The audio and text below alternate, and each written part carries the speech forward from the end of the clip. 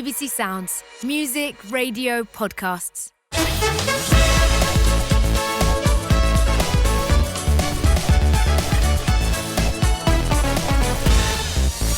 I'm going to break one of football's golden rules today.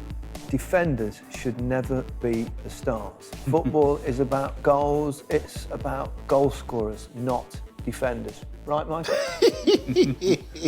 Well, you started as a forward, didn't you? I did start as a forward, so yeah. You understand what I'm talking about and totally agree with me. I agree with you to a certain extent, but we need to give a little bit of love to centre-backs. Welcome to Match of the Day, Top 10. Our subject this week, as you may have already worked out, is central defenders, centre-halves. We've reluctantly agreed to talk about the game's bad guys. Alan Shearer, you've been kicked a bit, haven't you?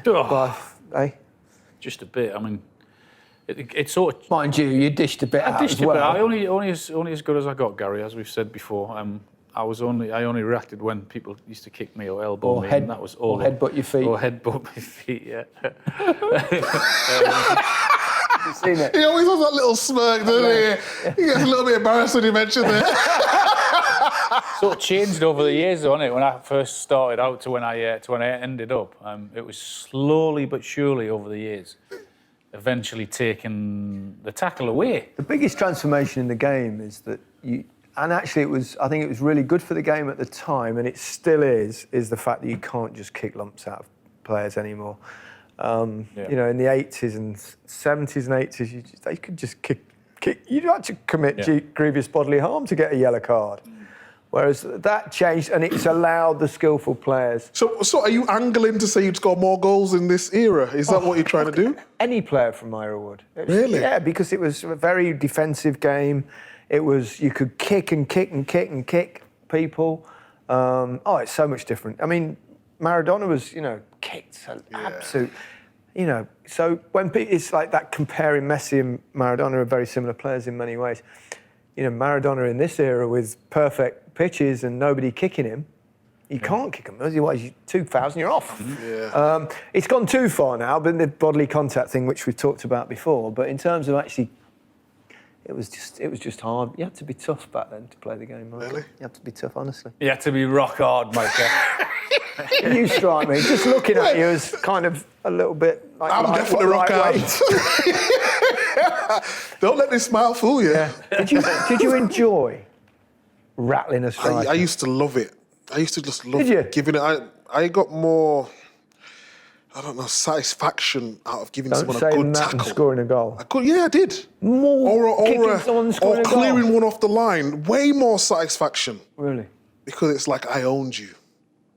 You know, the strikers always... The only problem with strikers, though, is they could have an absolute torrid game, and then they could change it by scoring a winning goal or just a goal. I mean, just a goal. Just a goal, but goals that matter. Yeah, but it's a good. I'd score 15 goals in Man City's squad nowadays. Just hang at the back post and just tap it in. Well, to be honest, with Man City, I think I could lie down on the 6-yard box and score half a dozen a season at my age. But yeah, I know what you mean. Yeah, but come on. Anyway, we are talking centre-halves today. Yep. Have your say at home on Twitter, of course. Just use the hashtag #MOTDTop10. And this week it's centre-halves. We've been given a list of 10 by whoever it is that gives us these lists. And there are one or two omissions that we'll perhaps come to first. But let me read the list out. We've got Gary Pallister, Tony Adams, John Terry, Rio Ferdinand, Vincent Kompany, Virgil van Dijk, Nemanja Vidic, Ricardo Carvalho, Jaap Stam, Marcel Desailly. Now, that is a hell of a crop of central defenders. Interesting omissions here. No Jamie Carragher, no Sol Campbell, and no Ledley King. Just 3 off the top of my head. It's off the top of my head, which I'd written down just before. Omissions first. Would you any players you would have in your top 10 rather than the top 10 that we've been given? No, I'd like to mention Colin Hendry when we won the league at Blackburn. He was phenomenal. You win the league? Just once. He definitely deserves a mention. But looking at the list, I think the list's it's very good, isn't it? Powerful. roundabout right. I mean, there's some huge players in there. Yeah. Sol Campbell, I thought. I would have got Sol Campbell just in the top 10, or a Jamie Carragher for what he did for Liverpool. Working with him. I got to keep him happy, haven't I? Yeah, exactly. Ledley King. Ledley King, Injuries if he would possibly. have played a little bit more, he definitely would have been in the top 10. He had probably as good as ability as anyone on that list in terms of reading the game. Therefore, who's slightly fortuitous to stay in? I'd say Marcel Desailly, even though he was a great... Hold on, hear me out. We both went at the same time then. Hold on now, boys. Only because he won an FA Cup at Chelsea. The World Cup. Yes, but we're talking... This is Premier League. Yeah, all right. We go in FA Cup. But he's also... He gave me the greatest moment in punditry history. Really? Yeah, Marcel Desailly, yeah. What was that? Worked with him on... what year was this? Way back. Can't remember exactly. It might have been in Germany in 2006, maybe. Okay. And I was presenting that day, and we had 3 pundits. Alan Hansen was certainly one, Marcel Desailly, and I was working as well. And we're talking about Thierry Henry. And we're talking about the fact that why is he not appreciated as much in France as he is in England, because we watched him week in. Everyone thought he was, as he is, a magnificent footballer. But he used to get a little bit of stick in France for a certain period of time. So I said to Marcel, why is he not so appreciated in France as he is in England? He said, well, Gary said, you have to understand that France has had some of the greatest players of all time. Zinedine Zidane, Michel Platini, Marcel Desailly. He didn't say that. He did, I swear he did. Hansen just went... It was one of the greatest, it's unbelievable. And he did it not jokingly. He was being Oh, deadly. yeah, I mean, Marcel, I love Marcel. He's an amazing guy. Amazing, brilliant footballer as well, brilliant central defender. Yeah, so all round, if he had his whole career, he may be... Well, yeah, but fair enough. in the Premier League, okay. we're talking. Is your number 10 then? He's number 10, yeah. As we know you're number 10, let's give us the rest of them. Okay, so number 9 is Carvalho. Hang on, Desailly 10, yeah. Yeah. Carvalho, yep. And then we've gone Pallister, number 8. Pally. Yap Stam, number 7. 2 A's, yep. And Vidic, number 6. Whoa. Vidic. That's a bit you're biased against Man United. No, it's not biased at all. Vidic, he was a top player, but Torres always used to have him on toast. Always. He didn't like, yeah. And always used to have him on toast. Was there ever a player that you just hated playing against? Or all of them because they ran you ragged? Or Yeah. Who was the one that you hated playing against? Was it me for 12 minutes? Yeah, those of us who didn't see the show where we worked out that Micah and Alan actually played against each other for 12 minutes of a game, to explain that. And I had him in his pocket. Yeah. So, I just believe that the players above him had a little bit more in terms of both aspects to their games, maybe. And Who are we talking I just about think we're talking about Vidic, and then I was going to go back into who I played against, but that's why he's at number 6. Yeah. Someone who I always played against, Gareth Bale. Oh yeah. Yeah, Bale, and I've said it more times. Understandably. He was just. I mentioned about. I always know he's technically good and he can cross and all that stuff, but his fitness. He was too fit. Yeah. He could repeat the same runs over and over again, and just when you're starting to tire, he's just going at the same rate. And that's why he'll always be the hardest to play It's against. a better question for you, really, because we're talking centre-halves this week. Who's the centre-half you least enjoyed playing against? Tony Adams, I think. He was the best. Really? He was the I best. quite like playing against Tony Adams. Yeah, I remember you saying that. I just Hear thought- him coming. Yeah. I think in that era that we're on about, in terms of how aggressive he could be as a centre half. Yeah. And he played in that back four. That was just unbelievable. And had a great keeper behind him. He was an unbelievable leader, organiser, could tackle. And he was. He could play as well. He could play as well. He was good tough, tough, really, really tough. Yeah. So he was the best player, or best centre half I played against. Yeah. Okay, right. We're on the. I mean, he's 6. He's quite low down. So Vidic was alongside Rio most of the time. You've got higher, so you obviously think Rio was top was. notch. When I went to the England camp, I was just 18. He was like anything I've never seen before in terms of how relaxed he was on the ball. He could see a pass. Yeah. Everything was just easy for him. He was a Rolls Royce. And he'd done everything in the game he needed to as well. So Rio, yeah. Funny, I spoke to Rio because obviously he was part of that golden generation that had to endure Sven. Yeah. And he was saying the first time they had a meeting, they were talking to the central defenders, and he said that Sven said to him, "I don't want you coming out of defence with the ball at all. You just stay." And I just thought, wow, Neanderthal tactics, you know. And he said he was just prohibited from doing that with England, which is extraordinary. Yeah. Talent of that team.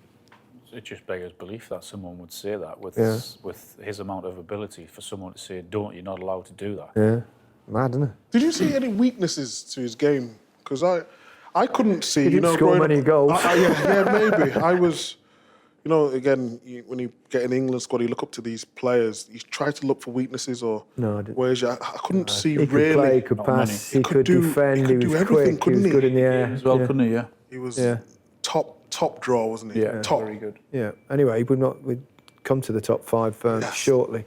Let's go back to Marcel Desailly, who he did win a World Cup. Did you play against him, Mark? I did. Must have done, yeah. So did I. Against him a few times. I always remember having the conversations because of him and Frank Leboeuf were the partnership, weren't they? That's right. And he said to me one day, "Why do you never come and stand on me?" I said, "Well, because why would I come and stand on you when I can go and stand on Frank Leboeuf?" He was much better than. He'd like that, Marcel. He'd noticed as well, hadn't he? But I reminded him when he said that, when I launched one in from 30 yards and I turned him at St James's Park. But in terms of what you needed as a defender, you've just mentioned them all about Rio then. Quick, good in the air, agile, could tackle. So, yeah, he was a brilliant player, Desailly. Yeah. But I understand what you're saying in terms of the Premier League. Totally get that, understand that. I suppose that's it. It's funny, you've got with your. I've done exactly the same 5, but in slightly different order. 10 to 6, 10 you mean? to 6. Oh, well, you might as well give me it then, Order, because otherwise we're wasting time. I've gone Carvalho 10, Carvalho, yeah. Gary Pallister 9, Jaap Stam 8, Marcel Desailly 7, and Vidic 6. I wonder if that's ever happened before in match of the day top 10 history, that we've got the same 10 to 6, albeit in different orders. How exciting is this moment? That's what you get with me on the show, isn't it? Yes. It's just obviously Alan's just told no, this is what you're doing. But it's we're agreeing on central defenders. Carvalho, brilliant player, alongside John Terry, of course, who's clearly in your top 5s as he should be, and but he was kind of small for a central defender, isn't he? Yeah, he was. Relatively, he wasn't wasn't the giant, was he? But he was quick and he was a good footballer. Put a crunch and tackle in. And I think it's important also that there's a lot of these that you would think of the other player alongside them. I mean, we haven't mentioned, when we mentioned Pallister, should mention Bruce. Steve Bruce could possibly have been in there. When you mention Terry, obviously you've got Carvalho. When you mention Rio, Well, they are partnerships. I suppose that's why they're called centre halves, because they're half of Maybe two. we should have done partnership centre-halves then. Well, I think we've done that. No, maybe, I don't know. We're trying every permutation known to man. There'll come a point where we run out of possible top tens, but anyway. But it was, I don't think Carvalho, I don't know, for me looking at it, he wasn't that great on the... We have these perceptions, don't we, of what a player should look like, because Rio Ferdinand was so elegant on the eye, whereas Carvalho, he wasn't. But if he actually done it, I think he won 3 Premier Leagues at Chelsea. He's a top player, but sometimes our eyes can play a little bit tricks on us, but he really is fantastic footballer. Yeah, he was... I mean, that thing with it is a partnership thing in many ways. What do you think has been perhaps the biggest change in the role of a centre-half? You've got to be able to play, haven't you? Yeah, which, you know, going back, it wasn't necessarily the case. It was always just about defending and power. But most of those can all... Great players, great centre-halves. I mean, one of the greatest around, Bobby Moore. Yeah, beautiful footballer. Yeah. Fantastic on the ball. Exactly. So he was an England player. He captained the England World Cup winning team, Micah. I do know that one. Bless him. Yeah, it has changed in a way. I don't think for the better. I think for the worse. Why? Because too many defenders are getting caught out now. They're not being coached how to defend. It's all about how quickly can we get the ball forward? How quickly can you move into space? Is it that is not the biggest shift perhaps that you now have to play out from your own box? Yeah, it can be, but you know we've got Burnley fans in here, and if we talk about that, if they tried to play what Man City tried to play, it wouldn't work for them. No. So I don't begrudge Burnley trying to play that way. And if you look at their defenders, Tarkowski and Ben Mee, good defenders, proper defenders. And Ben Mee's got a good left foot as well. Yeah. But I like to see defenders defend. And people have got on this, the top 5 that we've got, we will go through, they can do both. That's the difference. All of those on that list can't they? They can do both. But the art of defending, for me, it's gone out the window. And my best strength was one-on-one defending. So I love to see one-on-one defending. Yeah. Positionally, I wasn't great. And when I see some of the things that Man City are doing now, it's great because they're playing amazing football. But if they come up against a team who are on it offensively, you think? they'll be caught out. Do you think even now with Diaz has been a big difference? So how good do you think he can be? Diaz is... He looks great. I actually voted for him because I'm a member of the Football Writers, and we had to vote this week. And I went. It was hard but I went Diaz. I just think he's made. I think the reason is because I think he's been the most significant difference between the City of last season and this season, in the sense they conceded so many, and suddenly with him in there, and Laporte, Stones have kind of both played with him, but he's been the ever-present The Rock, and such a. Have you looked at his game though, from a defender's point of view? He just does the simple things. That's it. There's nothing wrong with that, is there? Exactly my point. He's a proper defender. So when all these people are talking about we've got to get the ball, like we see what's. I just had a thought though. What's the thought? Why the hell have I voted for a defender? I know. Yeah. You just spent 5 minutes killing defenders. What have I done? I don't know what you've done. You got Gundogan in there who scored those. No, Gundogan was the other one I was thinking of. Actually. Kane as well. And Kane's had a great season, but you know he has had a great season. I mean, I love Kane. I should have voted for Kane, but then Tottenham have, you know what? I think we talked about it earlier, weren't we? If you had a group of youngsters who were just starting out in the game and you said to them, "What's your job?" My guess would be a lot of them would not put defending first. Yeah. In terms of their defenders. But I don't think they would actually say, well... What do you think they would say? I would say they've got to get up and down, they've got to get balls into the box. What, defenders? Yeah, in terms of fullbacks also. Fullbacks, yeah. But this is... We're doing central defenders, Alan. Stop going off stream. Got to play from the... play out from the back. So in terms of... I mean, every position from when we started out and before has it's changed, hasn't it, in terms of what it's perceived to be. I mean, you couldn't play the way they play now certainly not in my time, because of the quality of the playing surfaces. Yeah. They're absolute bogs by the time you got to October. By the time you got to January, they're all frozen solid. Yeah. And then you get to March and spring and the winds come and the pitches dry out and there's no grass on it. It's bumpy. And you imagine trying to play these little balls out with your goalkeeper. Yeah. It would have been quite funny. It is funny on occasions now, isn't it? Yeah, it's... You've got to, I mean, all these players can play football anyway. They'd all have been capable of doing that. It's interesting though, isn't it? There's only one current player on that list, and that's Virgil van Dijk. He's the only modern central defender in our list of 10 that we've been given. Because he could be the greatest. He could well be. That's what... Yeah. I think he could. Maybe a bit late, his age now, maybe, and he's had his injury, but instant impact. There's no question marks, is there? He can do absolutely everything. And I can't believe when he was at Celtic that Man City didn't take a little punt on him. Oh, you've just... Yeah. I just, imagine. Well, it's easy to say that now, isn't it? Because no one took a punt on it except for Southampton. None of the so-called big boys had a go at him. Then he did it, then it was at Southampton where obviously... And I remember Liverpool signing, everyone's going, how much? How much are they paying for him? They're all going mad, and then a year later they're going, bargain. Hindsight, I never heard you say once Man City should sign Van Dijk. I wasn't a pundit back then, was I? Good point. He might have taken your place back then. That's the problem you had. Right, OK.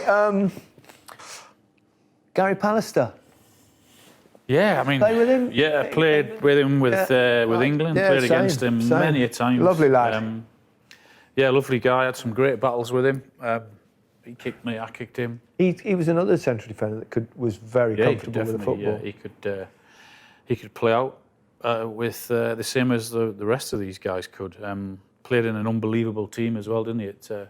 At Man United, him and Steve Bruce were a great partnership, and could do most. Yeah, he could do everything. Yeah. I went to Steve Bruce's son's house, and he was actually showing me videos of them together, and he was showing me the tackles that they could get away with back then. And he was saying the partnership they had was just ridiculous. Obviously, he's going to be biased because really he's I'll ask you a question, because obviously you know him well. Would you have had Steve Bruce in ahead of Gary Pallister?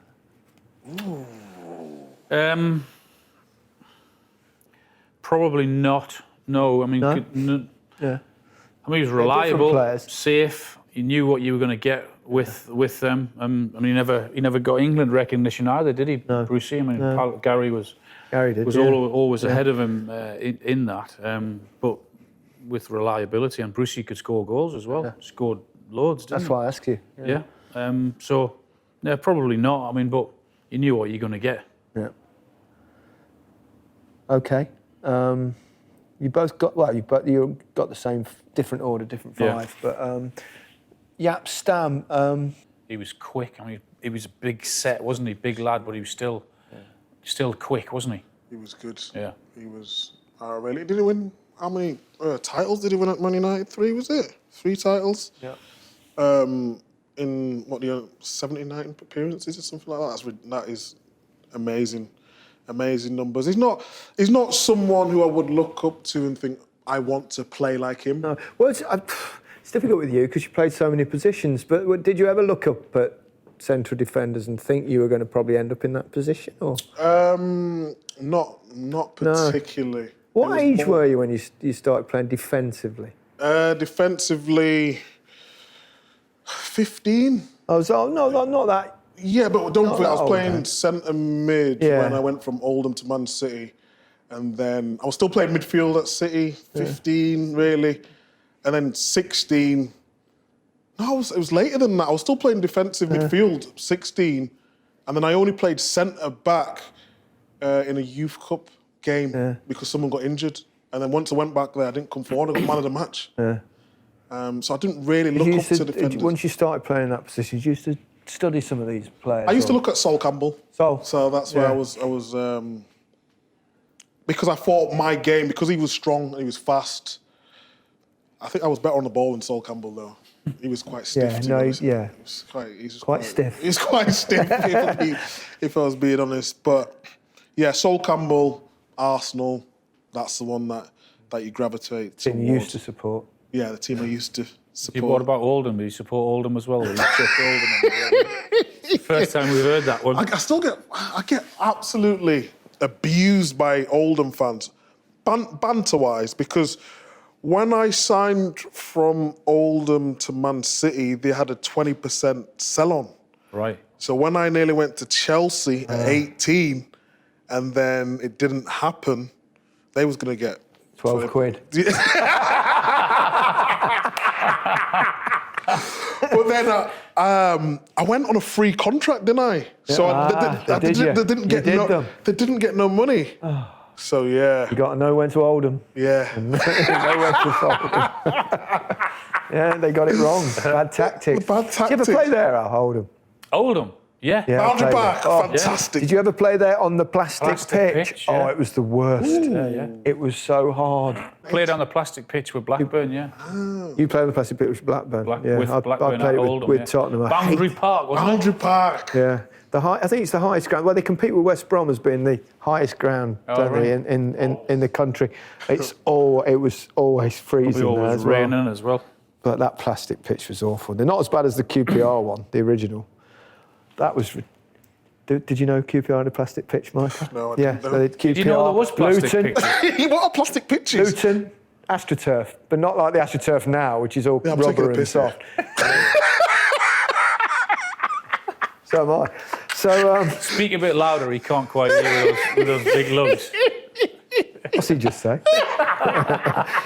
So, the plastic pitch at QPR, did you play on that one, did did, you? I played You at played the QPR one? QPR, The Luton, one at QPR was like, Oldham. they used to roll it and it was in sections and they were curling over in the point. You know, like a carpet, dodgy rug does at some point. It was all curled over in the corner and it was a boing, boing. He's probably listen to these old on I about know, I'll plastic. tell you, you don't know how good you had it. We used to get up 3 hours before we went to bed.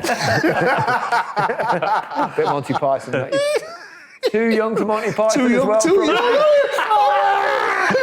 Oh my word. Oh, I'm so ancient. So ancient. You should look at a few videos of Monty Python. I'll look it They're up. Great. Life of Brian? No. Oh, come on. I'm the same age as your son. Holy Grail? Do you know any of these now? Of course he does. He's over Because you've there. heard the jokes before. I'd force him to watch them. You will watch this. Who needs to talk about central defenders when we can talk about Monty Python? Who haven't we talked about this? That's the right. five. Top fives, Yeah. please. Call there's some proper players in this top five. Micah, fifth. Van Dijk. Oh, low. That's whoa. Really? He's been biased here, Vincent. Jeez, No. 5. Yeah. Before Sir Vincent Company.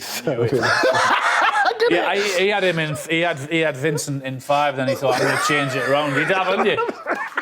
I bet you have. Look at his numbers. haven't you? I can't. I thought we'd be higher than that. Sir Vincent. Tony Adams. Tony Adams at Number 3. 3. Yeah. So this is where it gets a real sticky Oh, for hang me. on. Who we got left?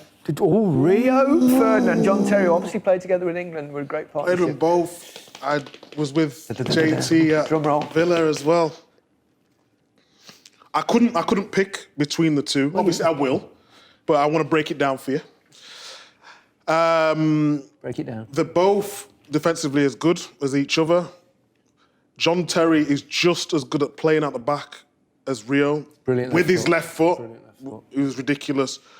But I have to just give it to John Terry because of his goal-scoring record. That's the only You see, only as I thing. reminded you at the start of this show, it's ultimately all about scoring goals. We got there in the end. We got there in the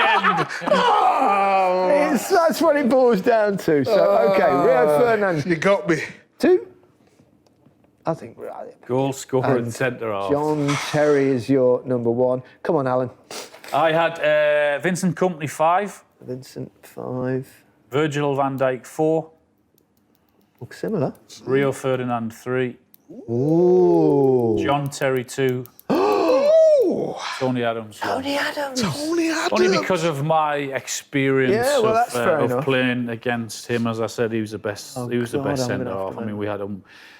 I'd come off with cut eyes, broken nose, cut lip. I'm sure he's done the same. But shook hands at the end of the game. Had a pint in the players' lounge afterwards. All right, we'll come to your top ones. Let's start first with the top 5. So you've both got Kompany and Van Dijk 4 and 5. Vincent Kompany. I mean, someone you know obviously very well. You've played Sir with him. Vincent. Sorry, Sir. Sir I didn't know they Vincent, had we a call him. knighthood system in Belgium. We should give him an honorary one though. Actually, we've worked with him as well. As he's done tournaments for us. I think he's down to do something in this summer as well. I mean, he's a very smart, intelligent guy, particularly for a centre half. I mean, crikey. No, he's when he first came, he came for £6 million Yeah. from Hamburg. Mark Hughes signed him, didn't he? Yes. We played there pre-season, and he played as a number 10. He had number 10 for Hamburg. See, he came as a midfielder. Yeah, he didn't was doing tricks and all that. Was he? Yeah, he had step overs and like great feet and that sort of thing. We played him, played a pre-season, and like we signed him. The De Jong was playing as well in that game, but he had a really bad injury, Achilles injury before. So he was, if you know about Kompany, we talk about Football Manager. He was brilliant. He played Champions League in Belgium when he was 16, 17 at that age. So he was always going to be a superstar. That Achilles injury killed him a little bit. So we managed to get him for £6 million. He come as a midfielder. Could you tell straight away? He's one of his first ever games. He was ridiculously good in midfield. Wow. Where he was spraying passes. But you get them people. How many times have you play a game and a new player comes, maybe in training on a game, and have the unbelievable, you think, oh my, this is them, this is their position. But then the games after, it was like, it was just a good game. Yeah. So he could do a good job in there, athletic good, he was good on the ball. But there was a game against Arsenal, he had some ridiculous thing on his toe, so he had to cut out his boot, and his touch was just awful. And then after that game... Well, if your boots... Yeah, if you cut out a hole in your toe... But against a big club, though, you get scrutinised, don't you? And then when I was playing against... Even football, you get scrutinised. Yeah. And after that game, he went to centre-back. And when he went to centre-back, I was like, wow. Really? It's the best. Apart from that experience with Rio when I went to England, it's the best I've ever seen. Is he like as a bloke in the dressing room and stuff? Is he what we leader? think? Yeah. He's a real leader. He can be selfish at times. In what way? In terms of I won't say his way or no way, but he wants things...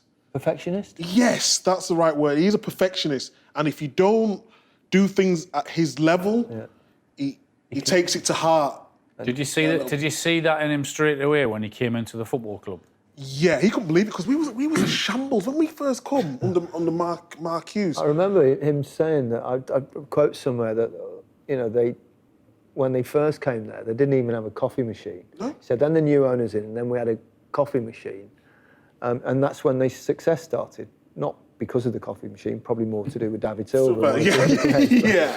But there must have been the transition between being the old Manchester City and the new Manchester City. It must have been extraordinary to live through. So we loved it, the old Man City, because you go out on a Saturday, get a result, and everyone's at boozer the next day. Do you know what I mean? And we're all good, great team spirit With David Silva. Yeah. And then it went on year by year. And it started getting a bit more professional, and how boring. Started winning things. Well, we're in the Premier League. What more do we need than that? We're not going to win the league, are we? So let's have a good time. And then the money came in. Don't forget we had Taxing Chinawatra, the first one. That was a takeover. So we started getting good players. No one remembers that, but we had Taxing Chinawatra. So we had money then, but it turned out it wasn't as much as we all thought. So we had the new owners, Sheikh Mansour. It took the club to a next level, and Kompany was a major part of that. He just wanted to go over and beyond to make sure. Can you have a we laugh with him? Because he always comes over as like this leader, this kind of with this presence. I can make anyone laugh though, can't I? Because I'm just an idiot, aren't I? At times. I just play the fool because you know what I do? But I do it sometimes. But I do it sometimes to sort of like break the ice because he can be a little bit too serious at times, company. Yeah. But he was doing it because he wanted to be the best. And I was just always a joker in the dressing room trying to lighten him up a bit. Yeah. And which one have you had the best career? Well, he's had the best career. I've got a career for 20, 30 years. We did the punditry though, haven't I? So I won't bank on it. Keep talking shit like this, you won't have one. brilliant. Yeah, but no, Vincent, it's quite right in the top 5, Alan. Yeah, he was. I think just his attitude. Winner. Yeah, he was a winner. And again, may I say, scorer of vital goals in key remember moments that in long league-winning distance one, seasons. A winner against Manchester United, the long-distance one against Leicester. Crucial moments. Yeah. Big player, isn't he? That's what. Big That's player. what. Big And game players do. he, as you said, he came in when it wasn't so good, and then he saw it all through, and the managers stuck with him. They realised, obviously, what he had and what he could bring to the football club. So I think that tells you probably all you need to know about him. The best thing about his mentality, though, because he wasn't always natural ability. He knew what he was doing, but It was a 7 or 8 out of 10 every week, wasn't it? Exactly And that. someone Yeah, you could rely on. I was rated more than Company when Company came. Like I was supposed to be what Company was, basically. Oh. No, serious. It was your attitude of going to the pub every week. That's right. But who's had a better life? Here's a message to any children watching it. If you want to do really well in life, just go down the boozer when they open. Yeah, mentality open by was the second time to this goes none. out. Second to none. Yeah, fantastic stuff. I'm going to ask you a question here, Alan. We're going to shift it on to Virgil van Dijk. You've got him 4th, you've got him 5th. If you could pick a player now to play central defender, would you go Virgil van Dijk or Tony Adams? Yeah, probably in today's game, Virgil. Yeah. Yeah. So you got him at 4th and Adams at 1? Well, only because of my experience. I never played against Virgil, did I? So I certainly, it would be a tough battle. He was a game changer for Liverpool, wasn't he? Him and the goalkeeper. Unquestionably. He took Liverpool to where they wanted to go. He's been the player that missed so much this season, hasn't he? And I know we've spoken about the lack of fans and how it's affected, but they've also missed him, his leadership, They can't really his play pace, the way they play without him, can they? No, they play this pressing game where they can go and press, and they have the confidence in him that you can leave him 1v1. It's not a problem, because if they want to knock it over the top, then he can turn and be as quick as whoever. It's no problem. Whereas they haven't got that without him, so they can't press, and maybe that's why we've seen them this year not press as much as they perhaps could and should, because they don't feel the confidence to do it because they haven't got him behind him. Yeah. Agreed? Totally agreed. I think Alan's hit the nail on the head. When you lose a player of that magnitude, he's always going. No, you nailed it, mate. That's why you lead pundit for the BBC. But what a footballer. And Yeah, what he's a great player. And also in now, though, I mean, it's not that it should be, but he's also got a huge task of coming back from a really serious injury. I know. Which I know that once you're out for 6 or 7 months, as it's going to be, then... And he's not a spring chicken now, is he, either? No. That makes a difference. So, late 20s? then the questions will ask... 30 now. Questions will ask, is he going to be the same as he was? Is he going to be as quick? Because I know after my second serious injury that I was out, I'd lost half a yard of pace. Could you tell straight away? Absolutely, yeah. First one... How old were you with the second one? 27. Cruciate? No, my cruciate was my first one. Oh, right. What was the second one? The second one was my ankle injury, where I dislocated and displaced my ankle joint. What took the half a yard away? Was it a bit of pain in the takeoff, or was it when you were running, or just running? Yeah, it was the push that you get the power from for that first yard. Straight line. I knew that had gone. So it's going to be really interesting to see how if he's going to be the same player. But I think with the techniques and the modern treatment now is so much better. But you say the modern treatment is so much better. It's still, when I did my cruciate, I was out for 6 or 7 months back in 93,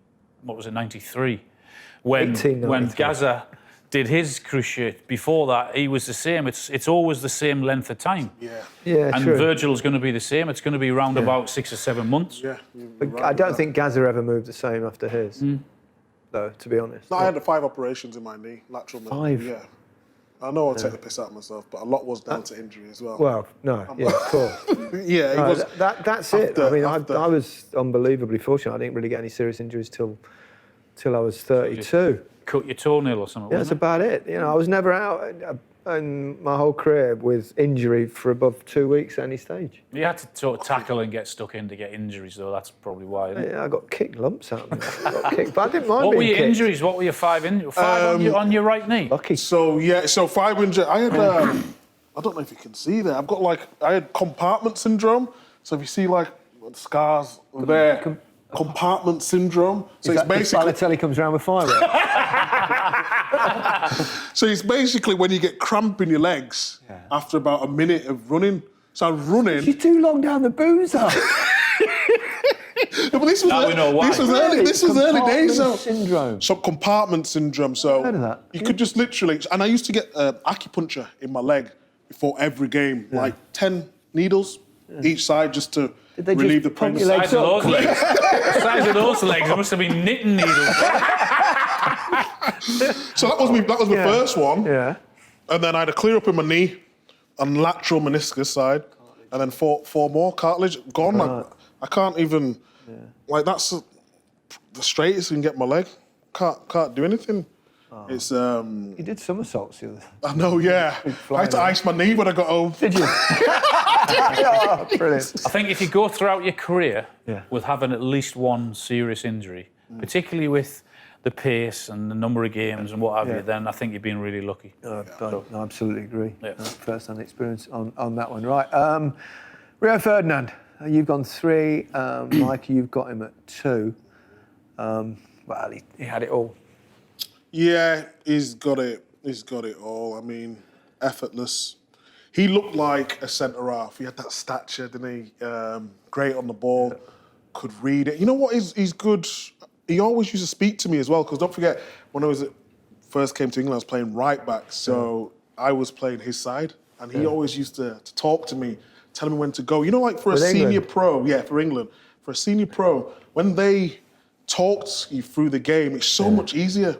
No, stay, don't go, don't go. I saw Gary Neville doing quite an interesting thing, talking about Trent Alexander, a right back situation. He said that Rio Ferdinand always used to say to him, "Nothing comes down outside." Did you say that? I've seen that. In terms of international football, it's a little bit different. Yeah. So in the Premier League, it's end to end. So you might get caught in 1v1 a lot, but in international football, everyone's sort of in their shape a little bit. The only one time was on my debut against Robin. He gave me a torrid time for the first 15 minutes. I didn't know how to deal with him, and he could have destroyed me on that. Luckily, I got back and I did all right. Down the line. I know, yeah, but he's just got everything. He's got everything. He twists you up anyway. He's one of those players, you know where he wants to go, but you can't stop it. You can't stop it. It's a bit like Messi does it as well, doesn't he? That, exactly, just a drop of the shoulder. But Rio, I actually met him beforehand when I was at Leeds, when I lived in Leeds. Oh, yeah, of course. And he was playing for Leeds, and there was a Caribbean, like when someone said Caribbean food from their house in Chapeltown, and it was him and Olivier Decourt. Remember him? Yeah, centre midfielder. And I got a picture of him then. So after then, I always looked up Sol Campbell and then Rio Ferdinand. He's a Rolls Royce of a centre-half. Exactly that. Such a good Elegant, footballer. could ring the ball out, pace with it. Could start the moves, could stop the moves. So Intelligence as well. Which, clever, you could can read see the game. in his punditry, he understands it, he gets it, he understands his position and other positions as well. So it's not surprising that he's in the top 3. Tony Adams, you've gone ahead of John Terry. I was quite surprised by that. I think in terms of when you look at how John could play, could spray the ball around, not sure Tony was as good at, well, he wasn't as good as John at that, but I think just for me personally, a competitor. Yeah. One of the players that I played against on that list, Tony Adams, Tottenham against Arsenal. You said you liked playing against him, you didn't mind it, or did you? No, I didn't mind it because they used to play a high line. Right. And my game was about spinning behind. So the more space behind the back four for me, the better. Mm-hmm. I mean, it didn't make it easy because, they'd just kick lumps out.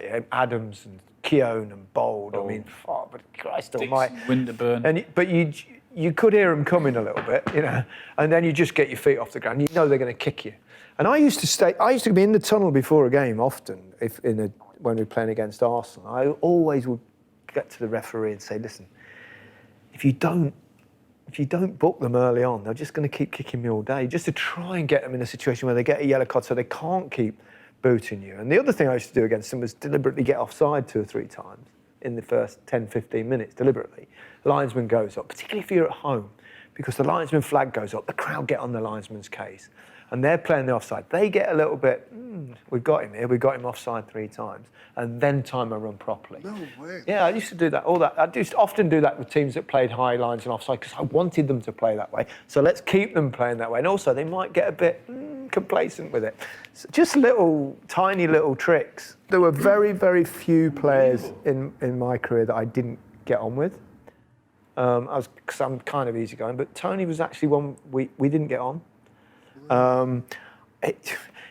He didn't like me, and he was a different person back then. By his own, and he used to go and obviously it was quite obvious that, and I kind of didn't like that around England very much. And he wrote about it in his book. But since then we meet now. I've met him a few times since, and we're absolutely fine. So and he's actually a totally different human being now. Why didn't he like you? Because I was a bit Tottenham maybe, or whatever it was. Or was you arrogant back then, or not? I wasn't arrogant. I'm a different person. I've changed a lot, and experiences in life do change you anyway. But I was quite cold. Okay. I kept myself to myself a little bit. I wasn't overly social, and I was driven. I was really driven in my football. I lived and breathed it and stuff. And we just, sometimes you just don't get on with people. We never had a fight, obviously, because I'd have got battered. If you didn't hear that arrogant That's no way to talk about Tony Adams when he's not here. No, but yeah, I don't know. I'm just kind of, a bit like that. But you change as you get older. But we've met subsequently, and we've kind of talked about it, and we've just, he was a different animal then, and I was a different animal then. So, but apart from that, I can't ever think of anyone else. Do you think you can be quite cold with new pundits coming out? This is not. No, I don't think so. This is not joking. I'm being, because obviously it can be. Talking about personal experience. No, it can be daunting. If you look at the last couple of years punditry, it's been the same people, hasn't it? Over the last couple of years, it started changing a little bit, and more people started getting a chance. And I know we take the piss and all that, but legends of the game. Yeah. And I'm not kissing ass here. When someone comes up who have not in the same bracket as you lot, it can be quite I understand daunting. that, but I think my younger self wouldn't have recognised that. But I think nowadays I do recognise that, and I deliberately go out my way to try and make them feel comfortable, and also to offer advice if ever they want it. And I often say to new pundit like Jermaine Rio that if there's any advice I can give you, or if I spot something, would you like me to say it? And they've said yes, and I've kind of done little bits for them when they first started and stuff, and mentioned things, usually on grammar and stuff. But so yeah, you change, don't you? But I think it's nerve-wracking, isn't it? It is. I understand how nerve-wracking it is, especially for 2006. I always try and, whenever someone new comes in, I always try and make them feel as comfortable as possible, because it's bloody nerve-wracking. I mean, you're going to sitting in front of God knows how many people millions. Have no idea how hard it is as well to do a piece of analysis of, say, 1 minute 30 seconds and talking over live pictures, whereas, pretty much 90% of TV shows, are all pre-recorded and it's done, and they probably have 10 goes at it. Even dramas, you know, if an actor gets his lines wrong, they have another go. Live analytical TV, and they all think they could. Everyone's an expert in football, and we do have a very well-educated football society in this country, and well, lots of other countries as well. But they, you know, there's not an understanding of how tricky live television actually is. You'd be amazed at how many people don't understand and think that Match of the Day is live. I know, it's mad that they don't. So when Even though we do the Sunday morning newspapers at the end of it, so, which don't come out until mid. Yeah. A lot of people think it's recorded. Wish it was pre-recorded. We get home a bit earlier, but no, it's always live, always. Yep. Anyway, we digress, but that leaves us with John Terry, doesn't it? John Terry, we've not talked about. He's first for you, Micah, and second for you, Alan. You've said why, because you've personal experiences with. But what a central defender and what a record. His record is ridiculous. 41 goals he scored. You know, I mentioned a little bit before. Yeah. That's why he just tipped it over the edge. I couldn't pick between him and Rio. If I was looking at a game, I would say I would go towards Rio because it looked more elegant. JT was always shown to us as just the leader, putting his head in that. Yeah, but actually, he's more than that. When you train with him and you see him and he's pinging diagonal with his left foot, like I was doing this like a thing at Villa. I was just pinging balls, and I could ping the ball. I wasn't great, but I was good enough. And his left foot was better than my right foot. His weaker foot. He's left-footed though, was he? No, he's right-footed. He's right-footed. Was he right-footed?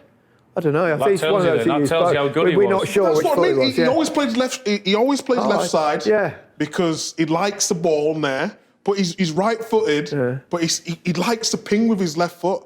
It's ridiculous. Well, we mentioned the only modern-day player in there, Van Dijk. The number of times we sit as pundits and look at his diagonal passes into Mane or Salah or whatever with those runs from inside. I mean, John Terry could do that with either foot, couldn't he? Yeah. No problem. Well, reliably informed, you're right about him being right-footed. It's just my memory, I think. But No, he always seemed to be, because he played on the left side. He always wanted to go left side. Because he plays with his left so much, everyone... And you might not know that if you're not trained. But I thought it was left-footed because he always used to do. But no, I asked him, he's right-footed, but he just prefers his body angles. The only thing, if he was being a little bit critical, maybe one-on-one, you know, where a winger's running, he always managed to get himself in the right position. He didn't want to be exposed to his positional play was outstanding. And it was so good, his positional play, because he just made sure he was in the right position. So that's why he was my number one. Yeah. Along with the goals. And he had 214 clean sheets. Yeah. Staggering numbers, staggering. We had the top three, didn't we? Adams, Terry and Ferdinand. Yeah, you agreed. Different order. You agreed. Well, you agreed top, in fact, your top five was different order, but different. But yeah, your top three. I think what gives, I don't think I need to be judge and jury here, because I think you've got John Terry 1 and 2, whereas Adams was 1 and 3, and Rio Ferdinand was 2 and 3. So not much in it, but John Terry is our winner this week. There you go, a top 10 people not on Alan Shearer's Christmas card list. And as for defenders, well, who needs them anyway? From all of us, very goodbye.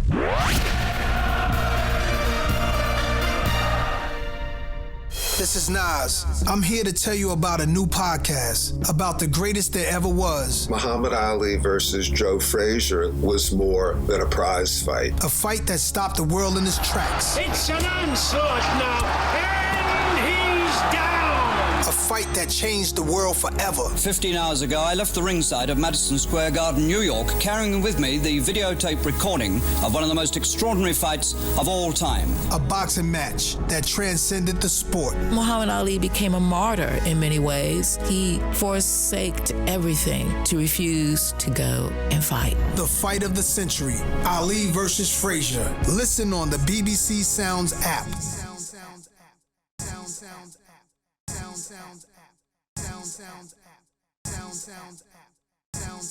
app.